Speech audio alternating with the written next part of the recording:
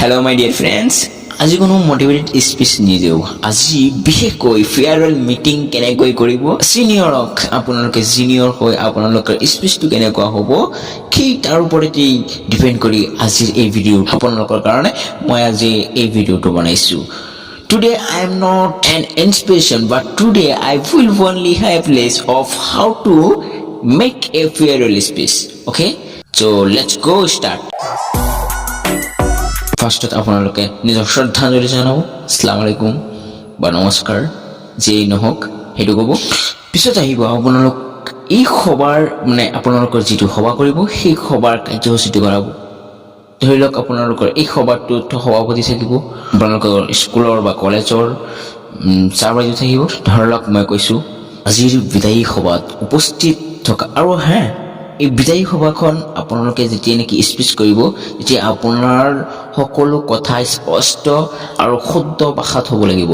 স্পিচটো এনেকুৱা হ'ব লাগিব যে মানুহক আকৰ্ষণ কেনেকৈ কৰিম সেইটো আপোনাৰ দৃঢ় বিশ্বাস থাকিব লাগিব। ভাষণটো কেনেকুৱা হ'ব, মই চাপোজ আপোনালোকৰ কাৰণে মই ভাষণ এটা দি দিছোঁ। অ'কে, আজিৰ বিদায়ী সভাত উপস্থিত থকা সভাপতি যোনজন সভাপতি থাকিব তাৰ নাম ক'ব, আৰু আমাৰ এই বিদ্যালয় বা মহাবিদ্যালয়ৰ শ্ৰদ্ধাৰ অধ্যক্ষ মহোদয় যদি থাকে তেতিয়াহ'লে অধ্যক্ষ মহোদয়ৰ নাম ক'ব। প্ৰমুখ্যে আমাৰ এই বিদ্যালয়ৰ অতি শ্ৰদ্ধাৰ শিক্ষক শিক্ষয়িত্ৰীবৃন্দু আৰু আমাৰ মাজত উপস্থিত বিদায়ী দাদা বাইদেউসকল আৰু মোৰ লগৰ বন্ধু বান্ধৱীসকল, আৰু যদি আপোনাৰ তলত কোনোবা থাকে তেতিয়াহ'লে তেওঁলোকৰ নাম ল'ব। এতিয়া আহিছোঁ মূল যিটো ভাষণ সেই ভাষণলৈ।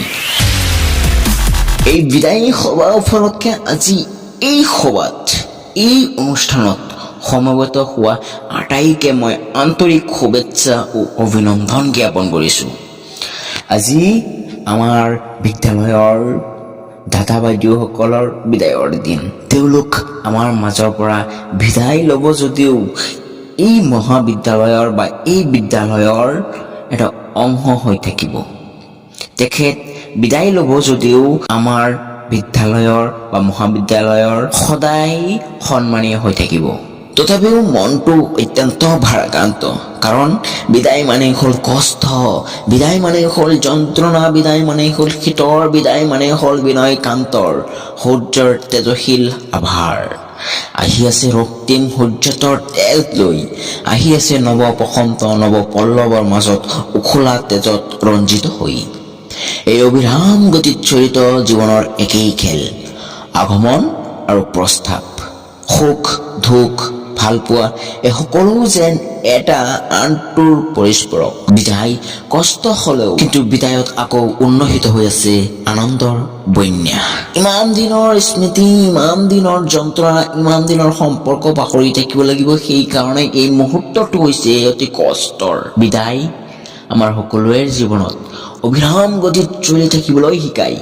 আমি সকলোৱে জানো time and tide wait for none, সময় কাৰো বাবে ৰৈ নাথাকে। জীৱনটো হৈছে এটা যাত্ৰাৰ নাম, জীৱন গন্তব্যময় স্থান নহয়, জীৱন থমকি থকাটো নিশিকায়। জীৱন নদীৰ সোঁতৰ নিচিনা অবিৰাম গতিত চলি থাকিবলৈ শিকায়। এই মহাবিদ্যালয়ৰ 21 বৰ্ষৰ বিদায়ী দাদা বাইদেউক শ্ৰদ্ধাঞ্জলি হিচাপে মই আগুৱাইছোঁ পৰম শ্ৰদ্ধাভাজন।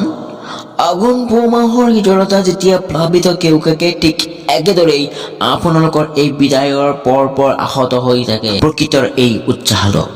সেইকাৰণে ব্যথিত কণ্ঠত হৃদয়ত নিগমে মৰম ভাল পোৱা গ্ৰহণ কৰিব মোৰ শ্ৰদ্ধাঞ্জলি।